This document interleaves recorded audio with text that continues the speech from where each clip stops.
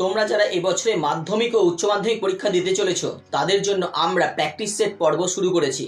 এই প্রস্তুতি বিভাগের পরবর্তী নিবেদন সম্ভাব্য প্রশ্নাবলী। আজ থাকছে মাধ্যমিকের বাংলা বিষয়ের কোনি নিয়ে আলোচনা। আমাদের লক্ষ্য থাকবে আমাদের এই ভিডিওর প্রশ্নগুলির সঙ্গে পরীক্ষার প্রশ্নপত্র একেবারে মিলিয়ে দেওয়া, এবং সেই লক্ষ্যেই আমাদের এই প্রয়াস। এই কোনি উপন্যাস থেকে মোট 3টি প্রশ্ন আসে, সেখান থেকে 5 নম্বরের জন্য 2টি প্রশ্নের উত্তর লিখতে হয়। রয়েছে মোট 14টি পরিচ্ছেদ। এই পরিচ্ছেদগুলি থেকে আমরা বাছাই করে মাত্র কয়েকটি প্রশ্ন তোমাদের সামনে তুলে ধরতে চলেছি। প্রথম প্রশ্ন, কোনি উপন্যাস অবলম্বনে কোনি চরিত্রটি সংক্ষেপে আলোচনা করো। 2 নম্বরে রয়েছে লাইন তুলে প্রশ্ন একটি, 4 বছরের মধ্যেই প্রজাপতি ডানা মেলে দিয়েছে।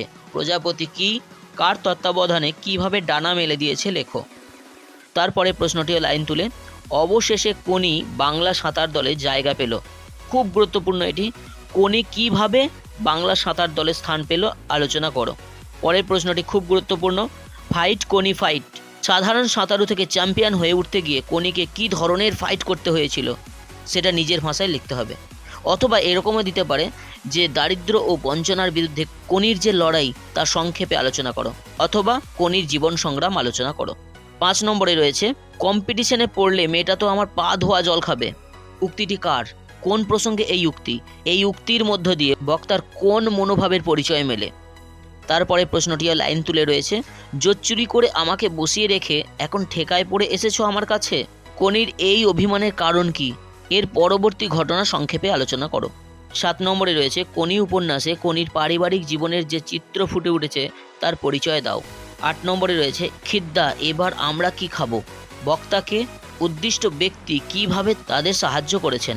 9 নম্বরে রয়েছে, খাওয়ায় আমার লোভ নেই, ডায়েটিং করি। বক্তাকে তার ডায়েটিংয়ের পরিচয় দাও, অর্থাৎ বিষ্ণুধরের ডায়েটিং কেমন ছিল। পরের প্রশ্ন, এটা বুকের মধ্যে পুষে রাখুক। কি পুষে রাখার কথা বলা হয়েছে, কি কারণে এই পুষে রাখা। তারপরে রয়েছে, তোর আসল লজ্জা জলে, আসল গর্বও জলে। বক্তাকে উদ্দিষ্ট ব্যক্তিকে তিনি কিভাবে উদ্দীপিত করে তুলেছিলেন আলোচনা করো। 12 নম্বরে রয়েছে, কোনি উপন্যাসের কাহিনী অবলম্বনে স্বামীর যোগ্য সহধর্মিণী হিসেবে লীলাবতীর চরিত্রটি আলোচনা করো। পরীক্ষার্থীরা, তোমরা এই প্রশ্নগুলি খাতায় তুলে নাও এবং বারবার প্র্যাকটিস করো। তোমার প্রস্তুতি একমাত্র তোমাকেই তোমার নিজের লক্ষ্যে পৌঁছে দেবে। অতিরিক্ত প্রশ্ন হিসেবে তোমরা যে প্রশ্নগুলি দেখে যাবে একটু দেখে নাও। খিদ্দা, তোমার এই লেকচার দেবার বদ অভ্যেসটা ছাড়ো। কে কেন খিদ্দাকে একথা বলেছিল। তারপরে রয়েছে, আপনি আমার থেকে 4000 গুণ বড় লোক, কিন্তু 4 লক্ষ টাকা খরচ করেও আপনি নিজের শরীরটাকে চাকর বানাতে পারবেন না।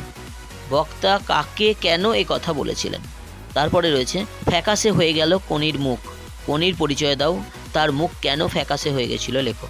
পরের প্রশ্ন, আমার বিরুদ্ধে চার্জগুলো স্পষ্ট করে চিঠিতে বলা নেই, সেগুলো জানতে চাই।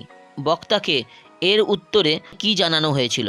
পরের প্রশ্ন, রবীন্দ্র সরোবরে 1 মাইল সাঁতার প্রতিযোগিতা। কোনি উপন্যাস অবলম্বনে সেই প্রতিযোগিতার বিবরণ দাও।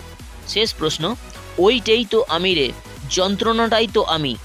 বক্তাকে উক্তিটির তাৎপর্য বিশ্লেষণ করো। মাধ্যমিক পরীক্ষার্থীদের জন্য রইল অনেক অনেক শুভেচ্ছা। তোমরা খুব ভালো করে পরীক্ষা দাও এবং সাফল্য অর্জন করো।